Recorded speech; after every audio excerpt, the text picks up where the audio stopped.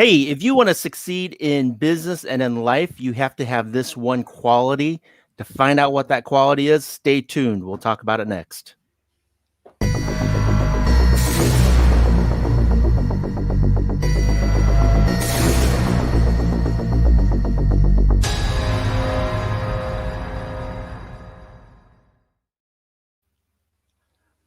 Hey, my name is Chaffee-Thanh Nguyen, and this over here is Mr. Scott Patton. How are you doing, Chaffee? Awesome. How are you doing today, Scott? I'm doing excellent. I see a new again location in your back as your digital nomad life takes over and you traveled somewhere else.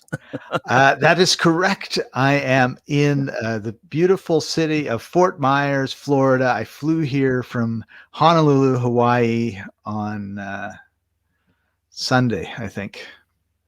Yes, nice. Sunday. Left Sunday night, arrived here Monday afternoon. 6 hours difference. Woo. And I'm surprised. It made a big difference in my sleep because I was wide awake at like 4 a.m. when I should have been sound asleep. Why would you be surprised if there's a 6-hour difference? Normally, it's not a problem for me, but got it. This time, 2 days, 4 a.m, I'm like tossing and turning because it's 7 p.m. in Hawaii. I think it's out sailing. I think it's more because you don't hear the ocean in the background, calming you to sleep. That's a really good point because I was sleeping on a sailboat or I was sleeping at the North Shore and you could hear the waves. See, there you go. Yeah, that's what it was. I need to get one of those recordings of ocean waves. That's right. Calming and soothing. By the way, before we get into today's topic, I do want to mention that today is Good Friday. So I want to wish everyone a happy Good Friday and Easter weekend. And happy Easter, everyone. And welcome them to this broadcast. And, Good Friday, I think every Friday is a good Friday. Every Monday is a good Monday. Every day you wake up is a good day, because if you don't wake up, then you can't do anything. So that's a good point. Scott, I do want to bring up too that you and I just did a quick, short personality test. And that personality test, I didn't get the time to go into detail of what your results were. Only I think my results were interesting. I mean, and they were kind of on point with anything. With a lot of these, there's a lot of good points with these personality tests. And mine was I came out as a dreamer minstrel, or minstrel dreamer. And one of the traits there was always seeing the positive side of things and believing in people and believing in things. Mine was the kindly king or something like that. The ruler, I think it was the kindly ruler. Yes. So my comment was, kneel before me now. That's right. So you take care of things while I, am the dreamer and the believer pushing things through, right? Yeah. So speaking of that, today's topic is the one trait that you have to have in order to succeed in business and life. And that topic, Scott, is right on point with my results, which is the power of beliefs and what you believe in and how do you believe in it. And so I guess the first question that I want to bring up for a lot of the viewers and people watching is, Scott, if I don't believe in something, how can I achieve it? Like, what do I need to do in order to believe in something? Well, I think if you don't believe in something, you're not going to achieve it. Generally, I mean, there's always going to be exceptions, but the power of your belief in what it is that you want to do has in the past moved mountains. Like, we can talk about a lot of people who historically, going back thousands and thousands of years, that it was their belief that created the greatness in their life, and which is why we still remember them. But I think in bringing it to a personal level, if I don't believe I can do something, I'm not even going to bother trying. And we see that a lot in like schools, right? When you went to school, there was the track meet, and it's like, I can't run very fast. And then you just sort of, and the other guys are, yeah, I can win this. And they're just going like crazy. And I think that's a really simple way of looking at it. Like, you're not going to take those steps if you really don't believe that you can do it. And, uh, and I think that's really, important to sit down and it's a self-awareness. We've talked a lot about emotional intelligence, and one aspect is self-aware. Like, what is my level of belief? Is it a 1? Is it a 10? Is it 100? Is it a million? Where am I on that level of belief? And then what do I need to do to get there, right? So the weird thing about beliefs is they're very, very hard to change, and they can change in an instant. Okay. So for example, when I went through my divorce, those 3-4 years were the worst years of my life, bar none. And I felt like an incredible failure. And so I was visiting my dad, and we're sitting there, and sometimes when he's reading his book, I'm fiddling on iTunes or whatever. And you're just sort of sitting there, and the odd time you'll comment this or you comment that. And I just sort of said out of the blue to him, I just feel like such a failure. Like, this is, I can't do anything right. I forget exactly what I said, but it was, I'm just a massive failure, Dad. I just really feel like I'm a failure. And he looked at me and he said, I've never been as proud of you as I have the last 4 years. I was like, what? Don't you know, like this and this and this, and my marriage is gone and blah, blah, blah. And he said, no, he says, I've watched how you've handled yourself, how you've interacted with your children, my grandsons. And I just think you've carried yourself admirably. Like, I've really been impressed on how you've done this. And of course, he has a total different perspective on my life than I do. And it was just, and in that second, it was like, oh, my dad's proud of me. He thinks I'm doing good. I think I'm doing bad. I'd rather believe him than me, right? Mm. And that was the beginning, in many ways, of a change in my life that has brought me to where I am today. Because it really was like just this, and you hit this and you bounce off, or you hit it and you keep going down, down, down. And I don't know that minute that we were talking was the lowest of the low points, but it was the turnaround point. Sure. And so that brings up a good question, though, is that let's talk about the next thing, which is really important, is that why do you believe in what you believe? Like, where do your beliefs come from? Because I know, and I don't want to get too much. I mean, we don't have enough time really to dive too much into religion in the time of the show. And even though it's Good Friday, and I thought you were going to preach. Yes, exactly. And I do know some people that get offended if you question their religion or their religious beliefs. If you even question, why do you believe that you're a Christian, or why do you believe that you're a Hindu, or why do you believe in the gods that you believe in, or the God that you believe in? They get offended by that. And where does that belief come from? And what formulates that belief? And I think that's important to understand, because again, that's what the show is about. One, this is what this training is about. And two, if you want to have a certain beliefs and adopt certain beliefs, then it's really important to figure out how to create those beliefs. And so, because I do believe these beliefs, as you, and I think pre-show we had talked about you saying that beliefs were something that I forgot what you said. Beliefs are something that I believe to be true, or I know they're true, but they're not necessarily true. Exactly. Okay? And I think, just taking it on a very superficial level, I think we can all agree that the sun rises in the morning, right? So that's like a fact.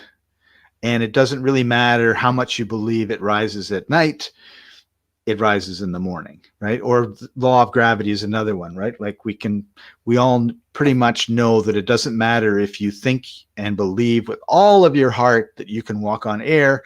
If you're on a 10-floor building and you step off the ledge, you're going to fall 10 floors.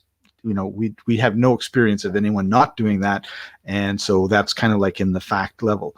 But when it comes to I'm a good person, or I'm worthy of the promotion, and those sort of things. Those are beliefs that, or like you were talking about religious beliefs, I believe that's true. I know that's true. I don't understand why you don't know that's true. Right. And so that's kind of the distinction is, whoops, it's something that we know to be true. But like, I believed that I was a slow runner when I was in high school, and I outran the fastest guy. So my belief was wrong. I outran him because he wanted to kill me and he was chasing me. So I had a little extra motivation. But, there's lots of times in our lives like, oh, I believe this girl really likes me. And then, oh, she doesn't like me at all, 6 months later. So, we have these beliefs that can be really changeable. We really are sure of them now, but later on we realize that not necessarily true. So again, where do those beliefs come from? Where are they created from? Where do they come from? Good question, Scott. I'm glad you asked me. So let me start, and then I got a question for you. Okay. Okay. So first and foremost, most children are taught certain things by their parents or by their teachers when they're growing up. And those teachings, whoever teaches them, because you're so young and innocent, you believe the person that's telling you certain things. And so their beliefs become your beliefs. And so you get influenced by the people that you trust, know, and like, and believe in. And so, Scott, one question is that you believe that the people that you hang out with are important for your beliefs. Can you go into that? Yes. And I just want to say one little thing before I get into that, which was about, you asked me the question. I thought, I'm not doing all the hard work here. I'm just going to ask it back to you. But when you said what you said, you reminded me when my son was about 5 years old, he came up to me one day and he said, Dad, how much is 2 + 3? And I go, 5. He goes, Dad, how much is 2 + 3? I go, 5. Dad, how much is 2 + 3? I thought, why is he asking me this question? So I said, I don't know. How much is 2 + 3? 5, he says. He was all happy and off he went.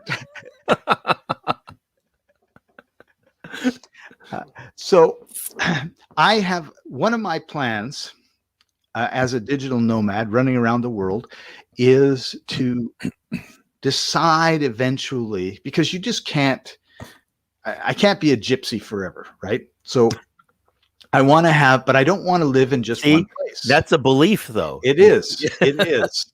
But yeah, I don't want to be a gypsy forever. I still want to explore. So my plan is I want to spend 3 months in Canada, my home and native land, with my grandson and my sons and my family. And then I want to spend 3 months in another country, and 3 months in another country, and then 3 months in a random country. So in a year, I'll have 9 months where I'm going to places that I'm familiar with. And then 1 month where I say, oh, it'd be really good to go to Madagascar or to Nepal or someplace. And so, and I thought the way that I would do that was the way I'm doing it now, which is just get an Airbnb or go on booking.com and get a place for 3 months. And I'm watching this guy on YouTube, and he's a digital nomad. And he says, I bought a place in Bogota, and I bought a place in Montenegro, and I bought a place in Kuala Lumpur. And I like to go between those 3 places. I said, yeah, that's my plan. That's what I want to do. And he says, the reason why I bought the places as opposed to rent the places is, and he have all these lists of reasons. And I thought, those are really good reasons. That's a really good life that he's planning out. I never thought about it that way. And I never thought that, yeah, like I could do that. And so my belief shifted because of the influence of this individual.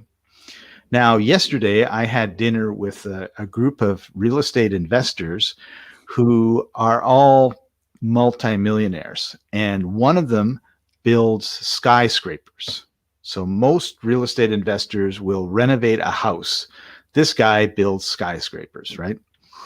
And his buddy, who is sitting beside me, does a lot of coaching or programs on wealth and using real estate as a way of creating the wealth. But his focus is more on wealth and the mindset of someone being wealthy. And he says to me, and to the rest of us, I do this 1 week program with about 6 to 17 people on average. And each person pays $50,000 to come and spend the week with me. And I thought, if I had a week program and you were to ask me how much I would charge for the week program, I'd be like, 3,000, 5,000, maybe 8,000 would be stretching it. And I'm sitting beside a guy who does $50,000 per head. Mm-hmm. And I thought, this guy is not that impressive. So if he can do it, there's no problem for me to do it, right? Of course, he's got 30 books and he sold 2 million copies of his books, and he's got this and he's got all these other things. But in an instant, I was like, what the hell am I thinking? 3,000, 5,000, get out of here. He does 50, you can do 50. But would my beliefs and attitudes changed if I hadn't been exposed to him and sat beside him, sat at the table, talked with him? Absolutely no, right? I would have been stuck in that small little box that I had created. And so there's 2 examples of people that, I wouldn't say I spent a lot of time with. One was like, 3 hours. But they had a pretty profound impact on my beliefs, because I then recognized, that I wasn't thinking big enough, right? And they were all talking about that, how we have to think. Even the guy doing the skyscraper was, I need to think bigger. I need to build an entire city somewhere. So Stan, my buddy in Kenya, had a really good question. Hey, Stan, how do you develop that art of belief to the point of trusting the beliefs? I'll let you take it first. Oh, well, thanks. Hey, Stan. Well, first of all, Stan, thanks for watching, and thanks for joining on and asking the question. How do you develop the art of beliefs to the point of trusting the beliefs? And so that's a good question. Again, there's 2 ways of doing it. Right. The first way is exactly what Scott said, which is an instant change. It is a instant belief in something, and that could be based upon a triggering event. Okay, so let me give you an example. Is somebody that believes that they're going to live forever, that smokes and drinks a lot, right?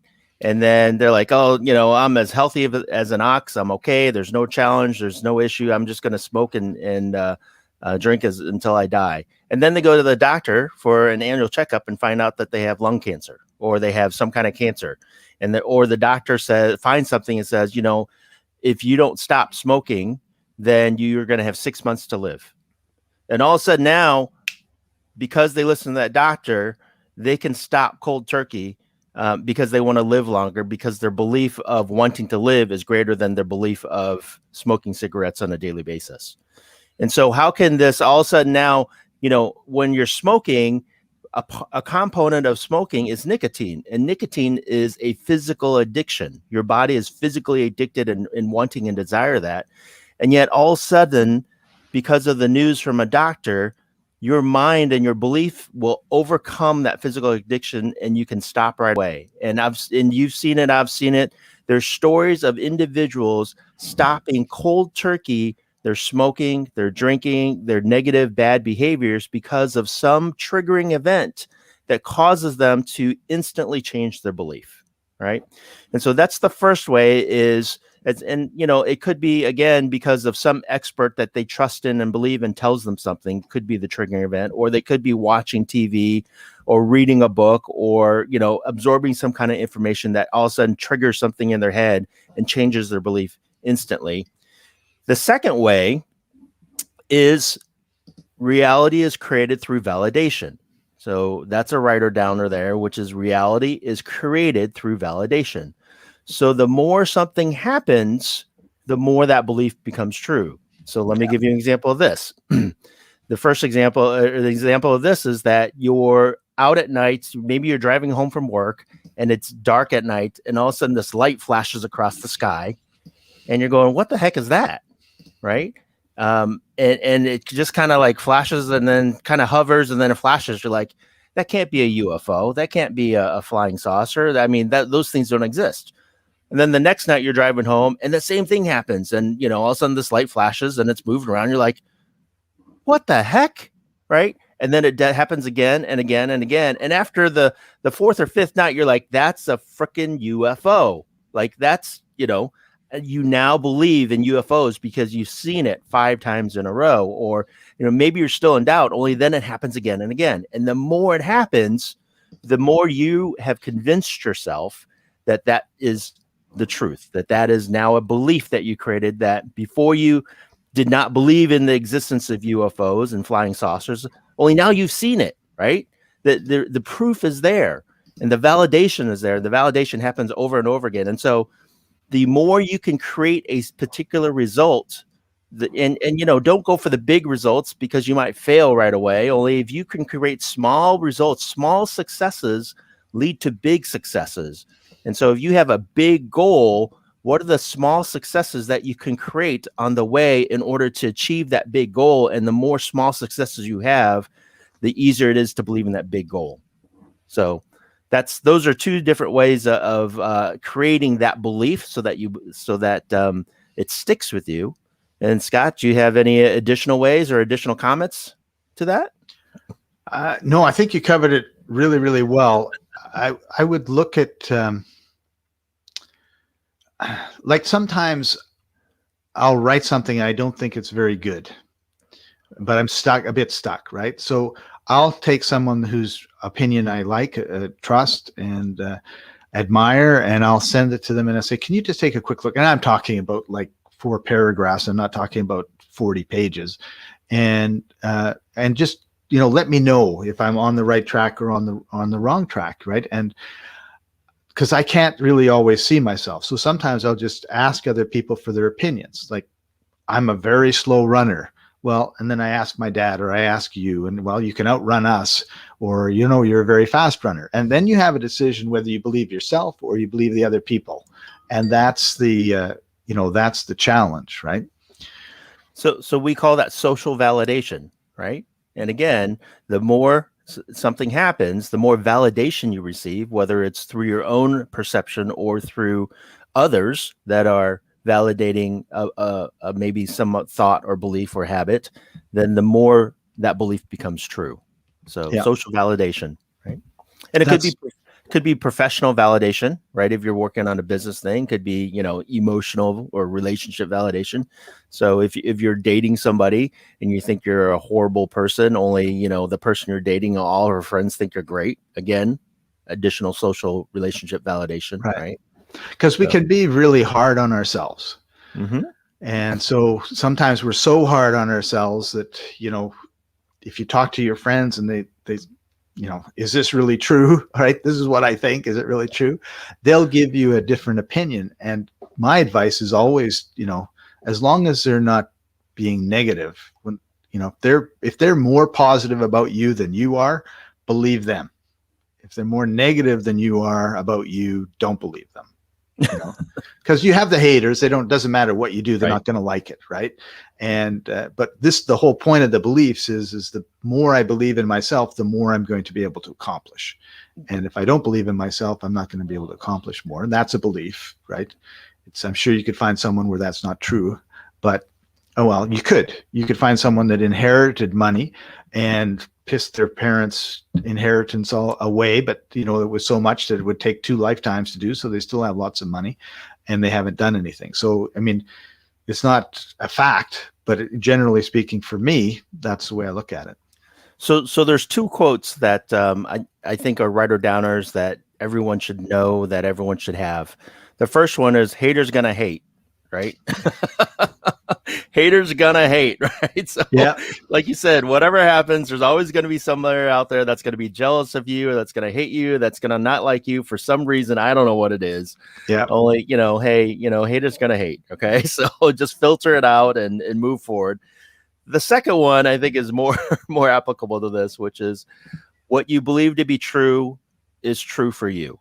And that's key, right? What you believe to be true is true for you. And that is so powerful because, if you believe that you can succeed, that's true for you. It might not be true for other people, and it might other people might be those haters, right? They're not going to believe in you or whatever. And again, so here's another good example of this in history, and there's multiple good examples of this in history. Only the one that pops out to my mind is always the story of this guy named Roger Bandler, right? Richard Bandler. I'm sorry, Richard Bandler, right? Okay, Richard Bandler. And he did this thing called. He was a canoeist, wasn't he? Wasn't he always in a canoe? No, he was the thing that you were talking about earlier. He was the runner that was faster than everybody else. Right. So he did and this thing. He broke a record of some sort. Yeah. So he did this thing that was impossible at the time. And what was impossible was this thing called the 4-minute mile. And it was impossible. Nobody could run that fast. And there were stories out there that was saying that it was physically impossible. Like your bones weren't strong enough, your tendons weren't, the body wasn't made, and nobody could ever break this 4-minute mile. And he had this belief that he could do it. And, for all of recorded history before this point in time, nobody ever ran faster than a 4-minute mile. And then all of a sudden, I believe this was in 1948, if I believe correctly, if I remember somewhere correctly, 1948, he ran a 4-minute, he ran a 3-minute, and I believe it was 58 or 56 or 3 minutes and 56 seconds or 3 minutes and 58 seconds. Anyways, it was under 4 minutes by a few seconds. And he broke that record. And it was like, it was impossible, except it wasn't, because he believed that he could do it. So he accomplished the impossible. And what was really amazing about his feat, right? The fact that he broke it and did something impossible was amazing. Only what was even more amazing was that in the decades since he broke that record, there have been thousands and thousands of people that have done the same thing. And so what happened was that he created this belief that running less than a 4-minute mile was possible. And because not only did he do it, he showed and proved that it was possible. All of a sudden, other people started to believe the same thing, and they were able to accomplish the same thing. And so because of his belief, all of a sudden now thousands of people can do it. And even high school students can run less than a 4-minute mile. I couldn't when I was in high school. Only I know other people. I broke a 6-minute mile. I was very happy about that. Yes, mine was my fastest time was 5 minutes and 12 seconds. So you were faster than me. Now I'm really depressed. Yes. And anyways, though, what's again key was that the power of his belief. And some other quick examples, Scott, was this guy named Walt Disney created this theme park that nobody believed in. And how about these guys named the Wright brothers? Right? They created this machine that would fly in the air, and everyone thought that how can humans fly? Right. And history again, time and time again, Thomas Edison, the light bulb, right? Colonel Sanders of Kentucky Fried Chicken. Nobody believed in his secret chicken recipe. And he had to talk to 1,000 people before somebody believed in him and actually invested in him. And now it's like a multi-billion-dollar company. So time and time again, the power of beliefs will drive your success. And even if haters are going to hate, if your belief is strong enough and you do the actions and take the actions that you need to in order to accomplish that belief, then you will see successes. And the more successes you see, the greater your successes will be. Ooh, that's a good one too, Scott. The more successes you see, the greater your successes will be. It was 46 days after he made that record that it was broken by one of his rivals named Landley, who had a time of 3 minutes and 57.9 seconds. And so it was broken again and again and again. But it's amazing, though, for hundreds of years before then, if somebody did it, it wasn't recorded. Only if all recorded of all the athletic events of everything that happened, nobody ever did it. And everyone thought it was impossible. And it was just through his power of belief that he created that possibility. He did the impossible. And I believe, as you said, Scott, what you believe to be true is true for you. And if you believe you can do the impossible, well, as long as you believe that's strong enough and you take the actions in order to achieve it, there's a good chance that you can achieve it. Right. So we do have a question from a Facebook user. Is belief a mindset? And he followed it up, or she followed it up with, you mean we are products of our environment? Maybe we should change our environment to change our beliefs. And I definitely believe that if you don't like your set of beliefs that you've got, change your environment for sure, and it makes a huge, huge difference, because we do have such strong influences on each other when we're, in proximity, or when we're interacting with different people. It makes a large difference. So if you're with a bunch of negative people that keep telling you, you should get drunk with us on Friday night, and don't study and don't learn and don't be entrepreneurial or don't try to better yourself, then, it's very difficult to break out of that. Yeah. So, back to that first question, is belief a mindset, right? And I would say that absolutely it is a mindset, and it's even more powerful than that, though. It is a mindset, only it is also part of your core, right? It's also something deeper than just thinking about something. It's something that, again, is a part of who you, like when you actually believe in something, you become that belief, right? And so you're part of that. And so it starts with a mindset, and then it infiltrates the rest of your body, your mentality, your emotion, your psyche, your spirituality. It becomes who you are. And until it becomes to that point, then it's just a thought, right? And so beliefs are so powerful that it, like I said, it is part of who you are. And so that's why some people get offended when you question that belief, because you're not just questioning a mindset now, you're questioning that individual. You're questioning who they are, right? Fundamentally, what kind of person they are when you question that belief. And so that's the kind of belief that you need to have, though, sometimes in order to achieve those miracles, those impossibilities. In order to make that, you have to be kind of that fanatical sometimes. And absolutely, if you have naysayers and haters, and that's who you surround yourself with, as the saying goes, Scott, you're the average of the 5 people you hang around the most. Yeah. Right. And you want to achieve something better. And so think about it this way. If you're on an athletic sport, for example, volleyball, I have a friend, his daughter's on a volleyball team, and she's the best player on her team. Well, because she's the best player on her team, the rest of her team aren't so good, and the team doesn't do so well sometimes, and she doesn't see a lot of improvement. Now, she gets better just through practice and all that kind of stuff, only her progress is quite slow. Now, if she was the worst player on the best team and she was able to learn from everybody around her, then her rate of growth is going to be much faster, because she's going to be forced to learn faster in order to keep up with those people that are surrounding her, right? Right. And so that's the same way with our environment and our business and everything else. If we want to achieve a certain thing and the people around us are, naysayers, negatives, or they don't believe in what we believe in, then yes, absolutely, you want to start gravitating towards people who are similar minded or have achieved what you want to achieve, so that you can learn from them. And so, like you said, Scott, having dinner with a network of multimillionaire real estate investors is a great way for you to expand and learn more and open your beliefs, because Absolutely. they've done what you haven't, and so they can show you different things you've never thought about. Yeah. Really good points. All right. So, Chaffee, let's just wrap this all up with, if somebody has beliefs that they recognize are not helping them in their life, what's one thing that they could do to change them?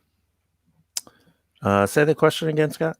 If people have a belief that is not helping them in their life, so it's a belief that's holding them back, what's one thing that they could do to change that belief? So first and foremost, I would I do want to interject something before we end as well, though. Only let me answer this question first. No, which no, you is, can't. I know. You keep saying that. Just kidding. Now I forgot the question again.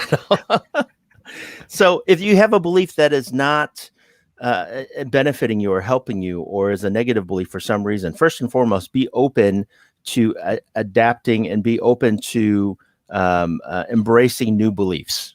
Okay, so the biggest challenge that I see with people that believe certain things are they're stuck in their beliefs and they're not willing to open themselves up to believe in other things, different things, new things. They just close their minds off. And a big example of this, and again, we don't have time to go into it during this talk that we're having, is politics. Like, people are stuck in their beliefs in politics, and they're not willing to listen to another point of view, and instead they just insult other people who don't believe in what they believe in. Well, that's not going to help you grow, expand, and either reaffirm your belief or be open to a different belief, right? Yeah. And so be having an open mind and being open and willing to believe in other things is the first step. And then the second step is questioning why you believe in what you believe. Like, if this belief is hurting me, why do I believe it? Because it's not helping me. So be willing to question that belief and be willing to question all your beliefs. Now, questioning your belief is going to cause you one of two things, as I said before. It's either going to help reaffirm that belief and make it even stronger, because you've questioned it time and time again. And every time you question it, you come to the same belief. You know that this has to be true because I've questioned it multiple times. And, getting other people's feedback during that questioning as well, not just your own feedback, right? Or two, by getting other people's feedback, by questioning that belief and getting other people's feedback, it's going to help you formulate a new belief. And that new belief might be something that is going to be more beneficial to you. That's going to help you more. And so, it's here's a common belief that most people have, is that, I wasn't born to be wealthy, right? I've heard that by a lot of people. I wasn't, or my status doesn't allow me to be wealthy, or, Okay. I understand. I was born in the slums, or I was born in a I'm born poor, I'm going to stay poor. I'm born poor, I'm going to stay poor, right? That's just my lot in life, shall we say, right? That is a belief that holds you back. Right. And, the people around you, you might end up joining a gang, and the gang, basically says, hey, you're an idiot, and the only way for you to succeed in life is to join the gang and commit crimes, right? I mean, that is a belief. And again, because you believe that and you're not open and willing to question that belief, then you're stuck where you're at. Okay. And so if you're willing to open up and look at other examples in life, and look at examples of immigrants, refugees, people that are born poor, that have transcended that and now are rich and successful and wealthy, look at their examples and follow and do what they do. Then you have to question is, can I break out of this? Is my belief now that this is my lot in life and just accept it? Or do I believe that I have the resources, the power, the knowledge, and the skills, and the strength to overcome my lot in life that other people say, to become something greater than that, to become, whatever. And if I adopt that belief, how is my life going to change? Right.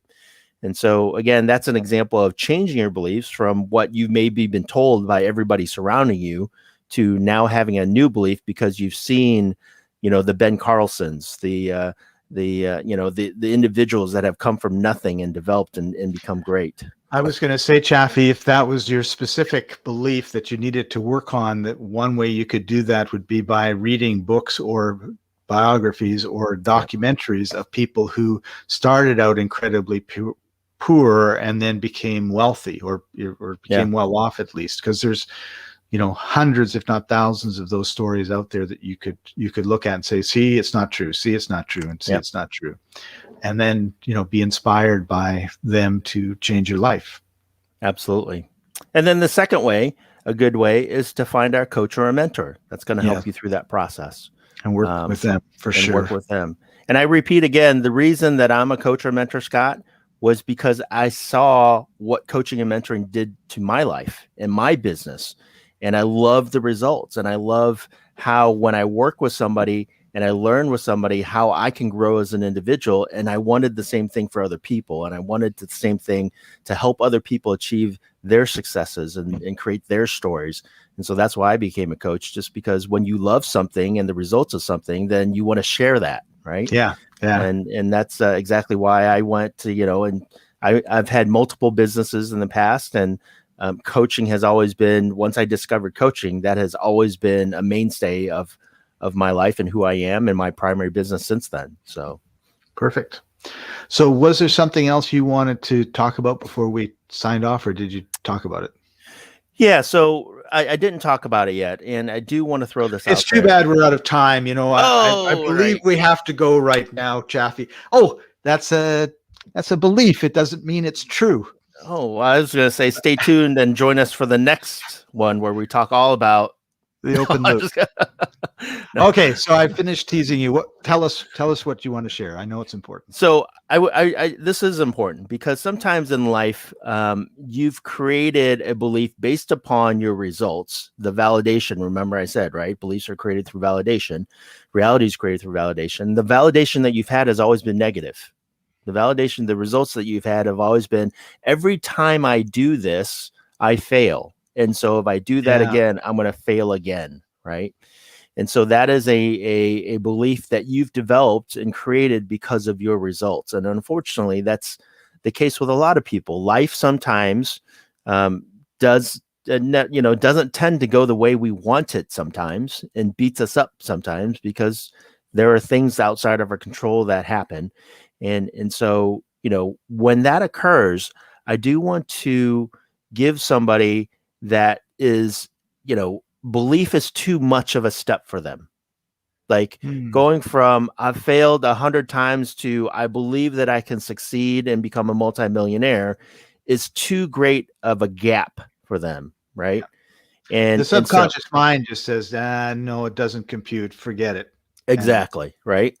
And so instead of giving up on that belief, right, there's something that I call bridging the gap. How do you bridge that gap from, my set of negative beliefs to where I want to believe, except I just can't believe it because I haven't had the results and I just, it's too far away for me to see it, right?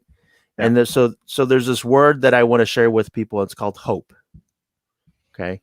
And hope, I've always thought when I was growing up and learning about personal development, I was told sometimes that hope is a weak word, because if you really want to truly accomplish something, then it should be believe. You should believe something. You shouldn't hope for something, because hope is weak. Believe is strong. And what I do want to say, though, is that that's not the correct way of thinking, in my opinion, because, again, that belief sometimes is such a great step for some people that they need an intermediary step in order to get to that belief. And that step in the middle is what we call hope. And so you base hope upon the results of other people. You base hope upon the results of things that you read and you see. And so even though you yourself haven't had those results, other people might have had those results, and that gives you hope, right? And so then with that hope, what you do is you take small steps, as we said this before, right? And so the belief is way up here, only, that's too far. Only hope can start down here and move up, and the greater the hope, all of a sudden now you've gotten some little successes, and now that hope starts to become a belief. And the more the hope happens and successes happen, now it's a belief, and then that belief will get you to that higher goal. So that's what we call kind of bridging the gap, right? Right. And so I do want to throw that out there for some people that have been beaten down in life, that are struggling, that are just, and I know, especially during this period that we've had of COVID and everything that's been happening, it can be frustrating. It could be depressing. It could be, make people angry and upset and fearful. And so belief might be too far. And I throw in the word there, hope. If you give yourself some hope and then start taking small actions towards that belief. Eventually that hope will become a belief, and that belief will help you create miracles. So yeah, absolutely. There is a comment from Stan. I don't want it put up, but Stan, I think if you PM me that comment, and I'll give you the answer. It's not really relevant to what we're talking about today in terms of beliefs, but I'll give you my opinion there. But I tried to copy it. I can't copy it, and then I won't remember. So if you're listening, send it off to me, and we can chat about it at another time.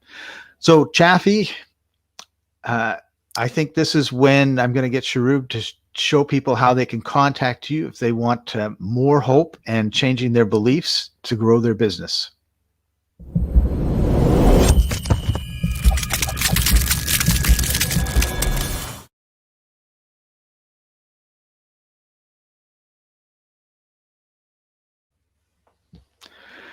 So thank you, everybody. Appreciate you tuning in and joining us. Appreciate all the comments and questions. They're excellent. The interaction is one of the reasons why we love doing these live. And Chaffee, one last word of wisdom, or you can use 3 or 4 words if you wish. Thanks. Which is, I go back to, what you believe to be true is true for you. And so what would serve you better is to have negative beliefs or positive beliefs, right? And I choose to believe what's good and what's positive. That's why I'm a minstrel dreamer. And I recommend that you surround yourself with people that are supportive and encouraging and develop beliefs that are going to benefit you in your life and in your business. So yeah. Work on self-awareness. And once you know where you're at, then you can make a change. Absolutely. Thanks for joining us, everybody. Thank you, Chaffee. Bye-bye. Thank you, everyone. We'll see you next time.